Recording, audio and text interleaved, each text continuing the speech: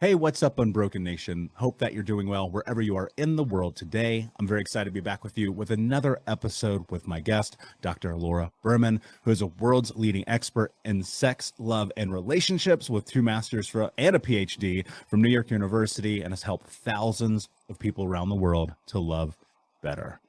Laura, my friend, how are you today? What is happening in I'm your world? I'm great. I'm really happy to be here with you. I'm very, very excited to have you. For those who don't know you, tell us a little bit about your background and how you got to where you are today. Oh gosh, a little bit. I'm an expert in sex, love, and relationships. I've been doing this for close to 30 years. I've written 9 books. I've hosted radio shows. I have a podcast. I'm just here on the planet to help people heal and learn to love and be loved better.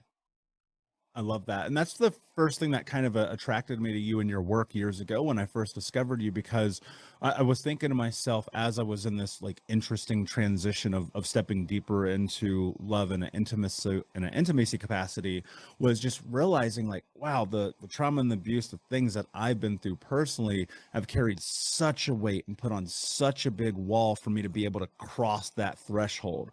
And Mhm. I've come to discover in the continuation of like literally doing the work, and a lot of that being through discovering in real time, I've been able to let those walls down, to grow, to learn to love, most importantly, love myself first. But, I think one of the biggest aspects of this journey that in society as a whole, we fail to realize is the impact of our past on our present. And I'd Mhm. love to just start with talking about the correlation between how we love as children and how we ultimately love as adults.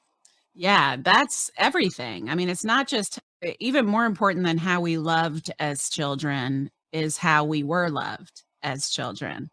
And how complicated that is for 99.9% of us. Because I have yet to meet anyone who had a perfect experience in childhood. And when I talk about trauma, I'm talking about sort of big T trauma and little t trauma, but trauma is trauma, right? And so there are so many ways in many families, it's really insidious and subtle. It's not like they're beating the crap out of you or like roaring alcoholics or even sexually abusing you. Or, it can be things as subtle as, stonewalling you when you do something to disappoint, right? And giving you the silent treatment or hypercriticism or not allowing you to have any boundaries or any privacy or hypersexualization. That's something I talk about a lot in my childhood that, I wasn't sort of overtly sexually molested or abused, but I grew up, my father really saw it as his purpose to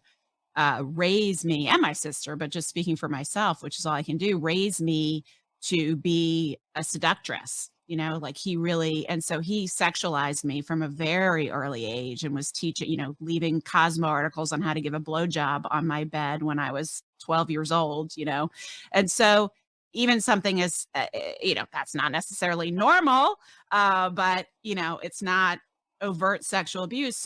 So there's all sorts of ways in which I always think about it is like there's a point of trajectory, a point of fracture in everyone's life, and it's not necessarily one moment in time, but where we start to divert and our relationship with our worthiness of love drastically changes. And then that changes the trajectory based on those agreements we consciously and unconsciously made in our childhood in order to keep ourselves safe, in order to get approval, in order to get love, in order to get our needs met, all of which are very normal, right? But those strategies, which are all we could come up with in our little child's mind, we carry into adulthood. And then that's what really stands in the way of love moving forward. Yeah, and so often we that crevice, that fracture you're talking about, like we get stuck in that. We get trapped in that. Mhm. We believe this is our value, our worth. For some people, like coming through my childhood, just the emotional incest that I dealt with, dealing with enmeshment, grooming, all of those Mhm. things on top of, as the audience knows, and I've talked about it many times, being molested as a young boy, those are things where And as an adult, my worth became entirely tied to sexual endeavors, like Mhm. not how I feel about myself, not how I show up in the world, not my actions, my efforts, my intentions.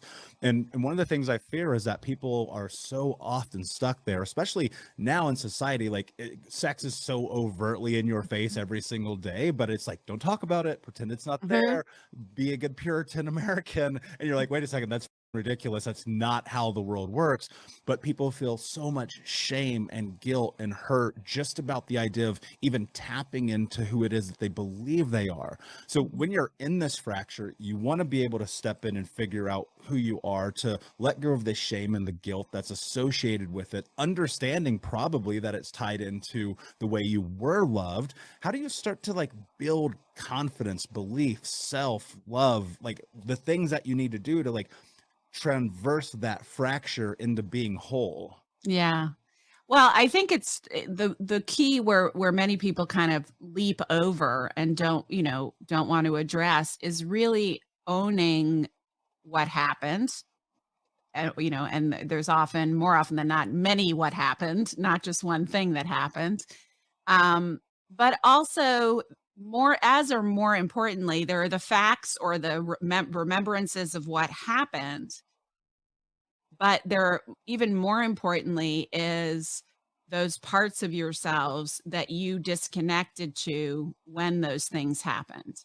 And so what I try to help people understand is that we all have all these parts of ourselves that are like, I it's almost like if you can envision yourself made up of a million different puzzle pieces of all these different little parts of yourself at all these different ages and stages of life that you just kind of disconnected from and put in a basement somewhere.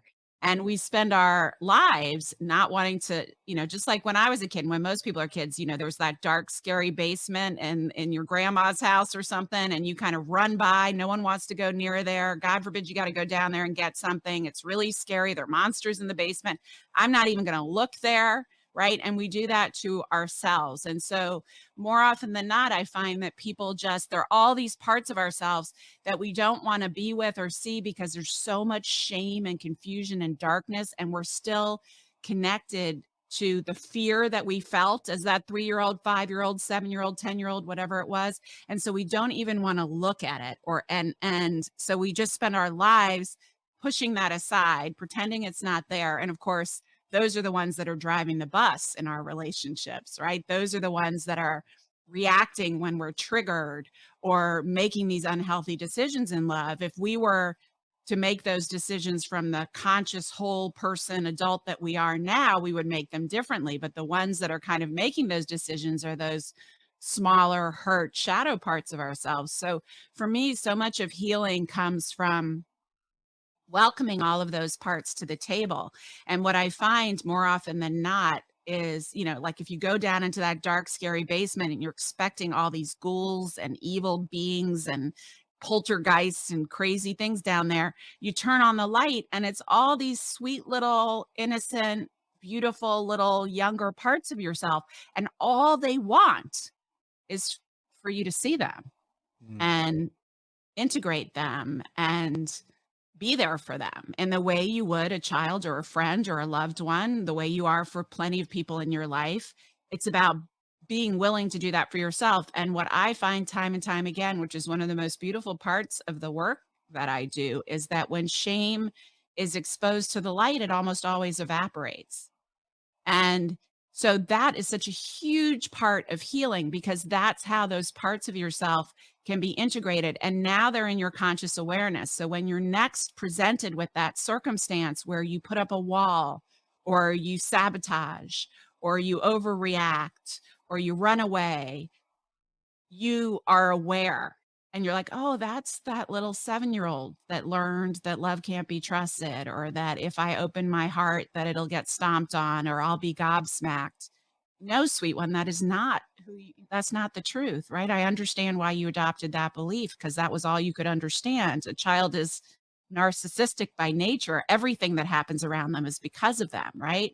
So if mom or dad hurt me or leave me or abuse me, I must deserve it. If I were more of something or less of something, then they wouldn't do that. That's how a child's mind Now, that's not how we look at it as adults. If a child were to come to say that to us as an adult, we would say, of course, that's not true. But we don't do that for ourselves because we're not willing to be with those parts of ourselves, or we don't know how to. Yeah, and I think a big part of it is, well, and I'm curious, the how to I agree with, right? Because until you get into it, it's like, Mhm. well, you don't really understand how, and that was my experience. But I felt like a huge part of my journey, Laura, I would lay in bed at night after putting myself in what we will call some vastly precarious situations, Mhm. and I would just be like, dude, why did you do that again? Mhm. And it was this constant trapping where like I was reinforcing the same negative behavior that Yeah. my parents had effectively told me I was going to do. And it wasn't until I really started finding the place to have grace for myself Yes, and that I compassion. exactly, and I was able to explore it a little bit more and be like, okay, why did I hook up with this person from MySpace, aging myself? Why did I put myself in this weird position over here? Why am I sabotaging my finances, my career, my health, my body? And I sat in it and I was like, okay, looking at my life, I'm 350 pounds, smoking 2 packs a day, drinking myself to sleep. Okay, I'm doing everything that my parents told me I was going to be. I was living out their reality. And what it came is I arrived at this moment where I had looked at myself in the mirror and I asked myself, what are you willing to do to have the life that you want to have? The answer became no excuses, just results. And what Mhm. that was about no longer playing the victim for me, no longer making excuses, no longer negotiating, but more so having the willingness to walk into the basement. Right. And it was a scary basement. I have an It's ACE scary. of 10. There's like chaos in that background, right? Mhm. And Mhm. I discovered something beautiful that you said, like down there was this hurt, lost little boy who needed companionship and Mhm. love and acknowledgement. But I fear people even hearing this and acknowledging and like knowing to do the thing they're supposed to do, just stand with their hand on the door and won't Yeah. walk through. How can we help people walk through? Oh, that's a tough one because I don't like to push anyone to walk through any door, right? That they're not ready to walk through. But with all things, and you kind of described this when you were describing where you were back then. In all things that where fear is holding us back, right? And that's what you're describing. Your hands on the door of the basement, but you won't, you're too scared. You can't bring yourself to go in. It's the same thing. You're in a relationship and you're unhappy and you want to leave, right? But you're too scared to do that. Scared about money, scared about being too old, scared about not finding, whatever it is, whatever circumstance you're in where fear is holding you back, there is a tipping point where eventually the pain of being in the situation is going to get greater than your fear of taking action or leaving it or opening the basement door. And so, for most of us, if you can't open that door, I don't want to force you to do it, but I want you to understand that there is going to come a time where the pain of not opening the door is going to become so great that it's greater than your fear of opening it. And so, yes, what I want is for you to be brave, and it helps to have support, right? With a therapist or a trauma healing, or even better, I find somatic experiencing is extremely valuable for healing from trauma, right? So to get yourself support and to acknowledge and have grace for that part of yourself that is scared to open the door, right? And maybe you just open it a crack at first. Maybe you just start with a baby step. Maybe you just don't do it for a while, right? That's okay too, because everybody has their own, just like we have our own trajectories of trauma, we have our own trajectories of healing as well. I love that you just said that because that's so true. If you were to name a modality, I have tried it and I have come to find some things work effectively well and some things I'm like, I can't believe I'm doing this right now. And that's a part of the journey and I think often, and especially right now in mental health, things feel very dogmatic, and Mhm. people feel like this one thing is really supposed to work for me right now, right? Whether it be like couples therapy or somatic work or whatever. And I think people beat themselves up because that one thing isn't working. Mhm. And how do you figure out, how do you really know, I guess would be the question. How do you really know if something is working for you? Well, there is no I wish there was a magic bullet, but there isn't, right? And there are so many different modalities and things to try. And I think what we have to understand is that trauma healing is not about fixing something.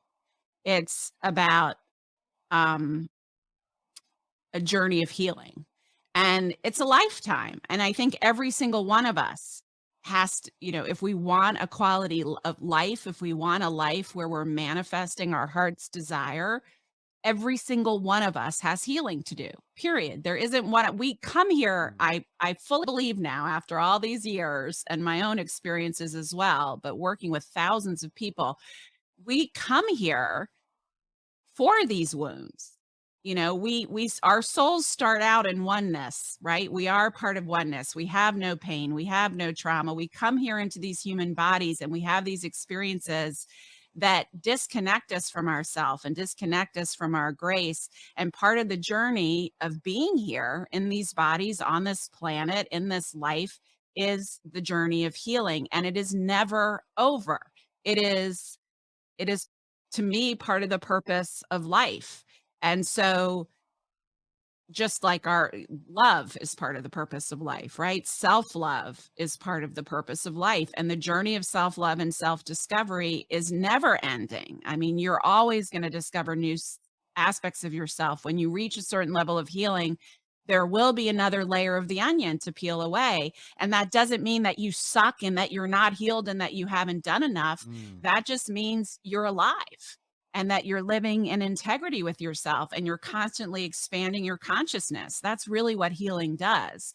So if you can approach it like this is part of fundamentally my life's work, everyone's life's work, then you have a very different attitude. Then you're exploring. You're exploring. Now, if you're in acute pain and crisis, obviously you're looking for something that's going to help and support, right?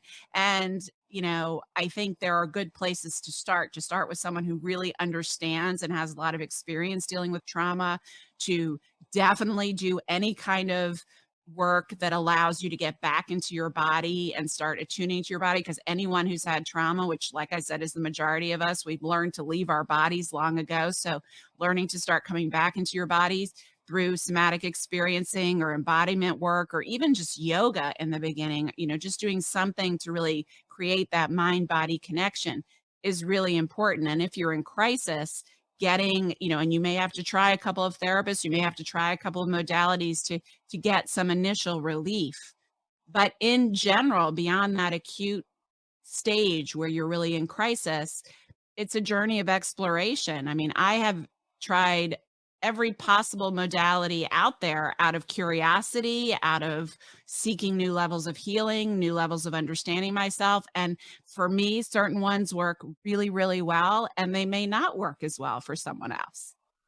Yeah, it's very true. And I found for myself, realizing and understanding I was so incredibly dissociated, Hmm. especially in my mid 20s. It was like my brain was on planet Pluto and my body was in a whole other galaxy, right? Yeah. And to bring those back together, to be honest with you, in the beginning was terrifying because I was Yeah. like, oh, I feel things. And Right.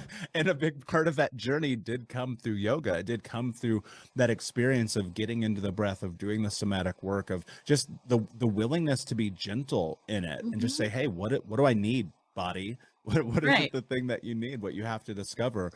Why do you think it is that, you mentioned something, and it really hit a nerve in my brain and made me say, why do you think that we have to come here to heal? Why is that a part of our journey? Well, just think about yourself. Look what you're doing, right? Would you be supporting all the people you're supporting in healing?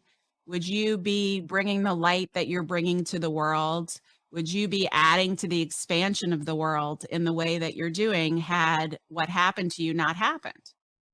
No, of course not. No, right? Now, that's not to say you wouldn't have lived a meaningful life and that you had to Of have course. all of this trauma to, but I do believe, and this is, just me, right? I can't prove this. I can only talk from my anecdotal experience and what I know inside myself on a cellular level and what I've learned from the journeys I've been on, that we all have, we have these, for lack of a better term, soul contracts, right? We come here, we're we're souls having a human experience, right? We're not humans having a spiritual experience. We are spirits having a human experience.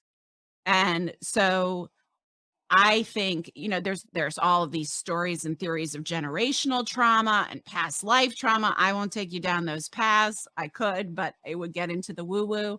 But what I will say is that every single one of us comes here with things our heart wants to learn. And from our greatest pain always comes our greatest gifts, always.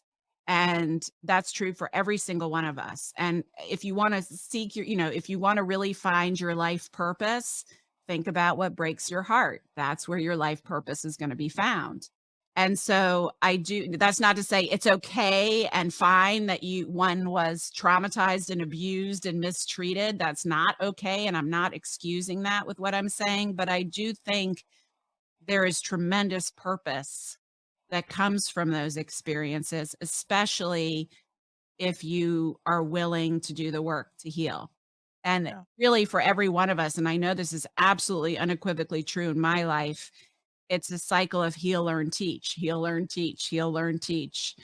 And I think that's on some level true for every one of us. I entirely agree. If I rewind my life 6 years ago, there's a 0% chance we're having this conversation, Mhm. right? And through my own journey in the universe, and luckily a couple people being like, help me, there's no way I'd be here, right? It's really a fascinating journey. And then sitting very much in this idea that life happens for you and not to you, Yeah. and just being okay with that, being like, that's heavy. Okay, cool. What do we do with it? Yeah. I love this idea of this circle of heal, learn, teach. Break that down, because I think that this could be really practical for people right now. Yeah. And it's not really neat and linear, right? Because Sure. you're healing and learning and healing, right? That's a big gobbledygook right there. So you're healing, and as you heal, you're learning, right? And you're learning things that work, you're learning about yourself, you're getting insights, and sometimes that leads to more healing, right? Or the need for more healing. But as you do that, you're also sharing and helping to heal the world in many different ways, right? So that doesn't mean you have to get a podcast or start producing content that helps heal the world. That will be true for many people. But for other people, what we have to understand is that as we heal, we are also healing the world because we're all part of the same energetic soup. We seem separate, but we're all energetically connected on a quantum level. We're all pure atomic energy vibrating, and there's no separation between us. It seems like there is because of our five senses and what we perceive, but on a quantum level, on an atomic level of the smallest little atom that we are made of, because that's all we are, is pure vibrating energy. We're all part of the same energy. And there's been so much cool science. I mean, this is really what I get into in my book, Quantum Love. But when one person is healing enough to be living from a place of just curiosity and openness, doesn't have to be joy, elation, bliss, just curiosity and openness instead of shame and guilt, right? If you're just living in curiosity and openness, you are positively affecting 75,000 other people who are living in shame and guilt just by being on the planet. You don't have to do anything with it. You don't have to say anything with it because your energetic frequency, we're all affecting each other just with our energetic frequency. And healing is what raises your energetic frequency. right? As you move, the lowest frequency state is shame and guilt. And that's where many of us live. That's when you're accidentally manifesting more things that are creating more shame and guilt, right? And as you can heal authentically and open that basement door and be with those parts of yourself and start to heal that shame and guilt, then your energetic frequency, your atomic energy actually changes frequency. And there's science to show this, that every emotional state we hold in our body has an energetic frequency, and we affect one another. And there's also, when you heal yourself, every little millimeter of healing you do for yourself, you are also healing everyone who you physically touch in your life and everyone who comes after you, right? And we can get really kooky in the quantum field, since time is linear only. And for us humans, we need some way to understand time. Time isn't really linear, right? So when we're healing ourselves, we're healing who comes after us, but we're also healing who came before us. We're healing everything when we heal ourselves. That's fascinating. One of the things that I do when I go to a restaurant with friends, you put your name on the list and it says time. I always put now. Yeah. And I'm always reminding myself, and that's about, for me, being present, not just in that moment, but in life in general, realizing can't do anything about what I said 5 minutes ago, can't do anything that hasn't happened yet because it hasn't happened, and just trying to stay here. And my hope is that as people get more familiar with it, they go, I'm not healed yet. I'm like, what does that mean? Yeah. Are you different than you were yesterday? Are you operating in the world in a space and capacity that you've never done before? Well, that feels like healing to me. Yeah. There is no healed, Yeah. right? There's always more to do. There's always more to evolve. You can heal to the point where you're not in constant pain, and where you're not blowing up your life. But there's always more healing to do. There's always new realizations to have. And you know what? It's such a fascinating time for me. I'm working on a book that I hope to have finished by the end of the summer, called You're Not Crazy, You're Just Ascending. Because there's so much happening in the world right now energetically that is calling on all of us to shed our shit. And we don't even want to, like, whether we want to or not, because the Earth's energetic frequency has drastically risen because of all sorts of things I won't get into, but we are on the planet Earth and we match her frequency always. That's one of the reasons that if you want to calm and be in wholeness and feel that wholeness, you spend time in nature. Have you ever noticed that? It's really hard not to get to that Zen place when you're surrounded in nature for a while, because nature doesn't match our frequency. We match nature's, period. Like, it does not match ours. Other humans match ours, but nature doesn't, right? And the Earth right now, the Schumann resonance, which is the electromagnetic frequency of the Earth, has spiked and risen. And many experts out there believe that that's a big part of all the chaos we're seeing in the world, the wars, the riots, because in order to raise your frequency, you have to heal stuff. You have to release what's holding you in guilt and shame. And so people feel like they're going crazy, which is why the title of the book, because all of a sudden these memories are surfacing that they've never even thought of before, or they're suddenly seeing a pattern in their life, in relationships or in something else that they never even considered before. It's like things that were hidden in plain sight suddenly come into view because they're coming out, or all of a sudden you'll be hysterically crying and you don't even know why. It's because you're literally shedding old trauma, old pain. Your body is having to raise its frequency. And in order to do that, you have to shed those parts of yourselves that are stuck in shame and guilt and fear and anger. It makes me think of Ghostbusters 2, with the ooze that's running through the entire part of New York City. And the more angry the people get, the more it bubbles up, and then it starts taking over everybody, and everybody's mad and they're destroying everything. And then suddenly it's like this beautiful, happy music comes on. and it calms it and it makes it go away. And it's this resonance of peace and happiness and joy and love and contentment and fulfillment that ultimately is the thing that starts to, and of course there's more of the movie, but that part came to mind because it's like we're in that ooze right now where We're in the ooze. And the everywhere truth you look. yeah, and the truth is the ooze is just masking the truth. I mean, I have this, class that I teach, or we call it a club. It's the Manifestation Mondays Club. And, we meet once a month, and we give a lesson on sort of removing the blocks to really manifesting, and a lot of it is about healing. Um but manifesting the love and the life you want. And what I was explaining to them just the other day is that you don't have to find, like, you sometimes feel like you have to find that truth of how lovable and perfect and beautiful you are, and that resonance as you talk about. It is there. You are born that way. It is there from the moment you take your first breath, maybe even before that, right? But let's just say from the moment you take your first breath, it just gets conditioned out of you or traumatized out of your awareness of it. But the flow of that grace is always there. You can't do anything to make it stop. You can't do anything to make it disappear. What disappears and stops is our ability to connect to it, our willingness to be aware of it, right? But it's always there.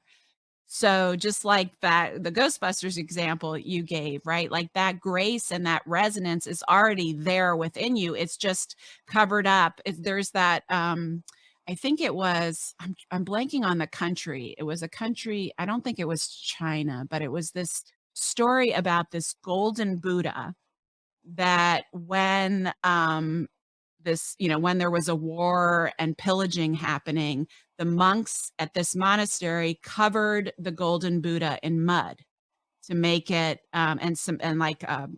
cement type stuff to make it hidden so no one would steal it. And it was several hundred years later, it was totally forgotten about. No one remembered that this was a golden Buddha when suddenly there was a crack, and they were moving it and there was a crack and someone saw some light shining through it, and they chipped away and they were like, "Oh my God, this Buddha has been sitting here pure 18 karat gold for centuries, and it was just covered in muck." And that's what we are. Yeah, that's so true. I mean, I remember having a conversation with my therapist one time that really profoundly changed me. And he was just very much like, honor the truth of your childhood, honor who you are, remember who you are. And I was like, that's really interesting because part of me has, I realized that a huge part of trauma is the theft of identity, right? Yeah. And in that was going back to be like, what do I want? Who do I want to be? What did I want more than anything as a kid? And I've mentioned this on the show before, but I wanted to be a rock star. That was it. Mhm. That was my dream, to be on Aw. stages, to have a mic in my hand. And it's like, I do that now with a different instrument, right? Speaking Yeah. on big stages, having these conversations. And it's so much about that. But it wasn't until I was able to like kind of sit some of this trauma somewhere else that I was able to Mhm. like step into this To come further. back to your light. Yeah, exactly. And you said something on another podcast that I wrote down because it was really beautiful and I want you to expound on it. You said when people are committed to their trauma, it's because they haven't had a place or a person to hold on to it for them. Mhm. And I'd love for you Yeah. to talk about that. Well, that's what we do, right? Until we're challenged. This is so insidious and integral to our development, right? And so we end up where we are now. We don't dissect or replay like how we got to where we are. And we never really can because there's so many factors involved. But the truth is, until you have a place to hold and put that trauma so that it is not you, right? It's what happened to you. It was the muck that is covering your golden self, right? But it's not you. You're the golden Buddha, right? It's just all this other stuff. And so, one of my favorite, Paulo Coelho is one of my favorite writers. And I can't even tell you, because I've read every one of his books, I can't even tell you which book this came from, but I've never forgotten this one little line. It was part of a much larger story. But one of the characters was saying to the other, you don't have to believe the story of your life you've been told. You don't have to believe, like, you've been told a story through things that happened to you, things loved ones and key caregivers said to you about you, the way they reacted to you. You've adopted a story of who you are, what you're capable of, how worthy of love you are, who you are, the story of your life, right? But that's just a story. You don't have to believe the story of your life you've been told, Mm. right? You're the golden Buddha that's covered in muck. The muck is not you. You're not the muck. Yeah, that's so true. And it's I don't know if this is held true in your life and your experience, but for me, I had to convince myself of that. Mhm. Right, because there's so much of you. Look, in order to survive difficult times as a child, it's hard for us to understand with the intellect and perspective and of an adult how we felt as a child, right? It helps to hang out with children to see, and as a mother, I've definitely learned this more acutely than I probably would have if I hadn't been around children as much as I have. But they don't see the world as we do. It's very, their worldview is very limited, obviously, because they're new little humans. And so they either don't question or they come up with these strategies that are all they have available to them with their internal resources at that phase and their understanding of the world at that point in their lives, which is very limited. They come up with a strategy, right? So like in my life, and it also has to do with your personality and I think your soul path, right? So in my family, right? If I said, oh, look, the sky is blue. And my dad said, no, it's not. It's yellow, right? I would say, oh, I must be wrong. What I'm seeing is not real. And my dad's right. So actually, what I think is blue is really yellow. I must not be able to tell the color of the sky, or I must think that what I think is blue is actually yellow, right? Because my dad was so scary and could be so abusive if you conflicted with the way he wanted to view the world, that I learned really early that if I was going to stay safe and if I was going to get his approval and love, his truth was the only one that I could accept, right? My sister had a very different personality. She would be like, the sky's blue, you know? And she ended up with a lot of other, traumas and dramas than I did. We both had our own journeys to take, right? And we both had our own personalities. But for me, the journey was about one of them. There were many of them, but in this vein, it was about discernment. It was about learning to even see and trust my own truth, right? But I did that in order to survive. I didn't know any better. I was like, okay, you're the one that can beat the shit out of me if I say something to disagree with you, and therefore you're the only one that can keep me safe. So I'm just going to align with you and give my own truth away, right? The adult me would have never done that, but I was a little child. And so we have to have compassion for those parts of ourselves. And we also have to understand that we were doing the very best we could. And we make these unconscious agreements and contracts that, if not questioned, remain throughout our adulthood, right? So until I addressed this, I was someone who always second guessed my choices, who never felt confident in my decisions, who would make a decision about something and immediately question it. Or if I spoke to someone else 5 minutes later who had a different opinion, my husband would even complain about it in the beginning of our marriage, because we would make a decision and then I would talk to someone else about something and it would come up and they would have a different opinion. And I'd come back to him and be like, you know what, maybe we should. He was like, we just made a decision. Why are you letting this other person? But I couldn't hold on to my own truth because I had learned very early that that wasn't safe. Yeah, that I had the very same experience, and I learned something really important from a mentor who said, "Stop asking people's opinions because it has nothing to do with you." Mhm. And that really changed profoundly the way that I'm able to move through the world. I'm curious, with all the people that you've worked with, all the people you've helped, is there a commonality amongst them that, for whatever this word may mean for them individually, has led to success in their lives? Um, for me, I think everyone's journey is different, but the key is in being willing. I always sort of think of use this metaphor of having tea, inviting them to tea, inviting them to sit at the table, those parts of yourselves that you hide, that you're ashamed of, that you don't want to see, to just sit down with them, and then as you do, of course, you see that those are not evil, bad, shameful parts of you. They're just these little sweet parts of you that came up with these strategies that don't work. And it was the best they could do at the time. Right. But it's really those who can find the grace in that. And I will say that the most exponential healing that I've been able to create for myself, especially over the past couple of years when I've gone through some tremendous, tremendous earth shattering loss and trauma, is to connect with spirit, whatever that is. I'm not even talking about organized religion, right? I'm talking about whatever you think of: God, Jesus, Allah. I call it holy oneness, the energy that enervates all of us, the source of that is just pure love that flows through us and in us and from us, right? What enervates us, our consciousness, our higher selves, our God selves, right? There's our personality self. And one of the ways you can connect to this, and I love doing this with people, is if inside yourself, inside your head, you silently say hello to yourself. Hello. The one who is saying hello is your personality. The one who is hearing hello is your God self, your essential self, your access point to the oneness that connects all of us. And what I have found really is that as you start to tap into that and connect with that through meditation, through mindfulness, through prayer, through breath work, whatever you want to try that works, as you start to connect, you not only have amazing, perfect guidance in your day-to-day life, you feel that, you can attune to that, you have an automatic compass, but it's almost impossible not to realize how worthy of love you are.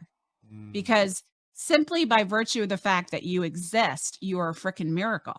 The fact that that sperm got together with that egg and grew without any complications, that it prevented you from being born for 9 months, and that you are alive right now, and the unique one-of-a-kind expression of love that you are. I mean, love that is. I don't mean that your parents had to have been in love. I mean that you are love, right? To be the unique expression that you are is a freaking miracle. It is beyond a miracle. And you are worthy of love simply because you exist. You don't have to do anything or be anything or not do anything in order to be worthy of that love. And that's where the gold under the mud really is found, I think. Yeah. And it sounds to me like the way to get there is you have to start to crack that mud so that gold starts to shine through a little Yeah. bit. Yeah. You have to be willing. And it does require courage. And that's why sometimes the pain has to get bad enough for you to be willing to take the leap and be courageous enough. Yeah, that's really beautiful. And I found in my own journey that and sometimes I'm very thankful for that pain. I mean, like the suffering was for real. I Mhm. always tell people between 26 to 29 years old were arguably the three hardest years of my life because it was like one step forward, million steps backwards, Mhm. iteration, learning, growing, changing, healing, and ultimately getting to that place where I sit today, now a decade plus removed from the beginning of this journey of just being like, I'm okay with who I am. Mhm. And that's why we created this show. I want people to realize, like, you don't have to be a billionaire. You don't have to be a social media influencer. You don't have to write a million books. All you have to do Mm-mm. is like go stand in front of that mirror and be okay with the reflection, but you have to be willing to walk into that basement to get there. And that's the Yeah. juxtaposition, like that's the dichotomy, right? Yeah. Life requires courageousness. A good life does. And if you want a good life, that's where it starts. And, in terms of the title of your podcast, the truth is we were never broken, right? We parts of us were broken down. Parts of us were seriously damaged and mistreated unfairly, and abused. But the core of us is never broken. Yes. And that's really what the journey is about, is awakening back to that part. And the only way you get to that, you can't go over or around it. You have to just go through the muck And then you find that you were never really broken in the first place. Yeah, absolutely. Laura, my friend, this has been an amazing, amazing conversation. Before I ask you my last question, can you please tell everyone where they can find you? Yeah, go to drlauraberman.com to my website. I have tons of content there, blogs, quizzes, meditations for really kind of getting back into your body and healing and creating the love and the life you want. You can learn about the Manifestation Mondays Club and other stuff I have going on, as well as on social media, all at Dr. Laura Berman. And you can listen to my podcast, which is called The Language of Love, all about love, sex, and relationships from a mind, body, and soul perspective. Brilliant. And of course, we'll put the links in the show notes for the audience. My last question for you, my friend, what does it mean to you to be unbroken? Oh, I just said it. What it means to be unbroken is that you were never broken in the first place. And being unbroken means coming to the realization that the truth of you and the core of you is always pure light and love. And that the only part of you that has been broken is the stories you tell yourself about yourself, and the things that have happened to you that you didn't deserve, and maybe even the mistakes that you've made out of those hurts. But none of that is the truth of you, because the truth of you is always absolutely perfect. Mm. I literally just got goosebumps. Beautifully said, my friend. Thank you so much for being here. Unbroken Nation, thank you so much for listening. Please like, subscribe, comment, share, tell a friend. And until next time, my friends, be unbroken. I'll see ya.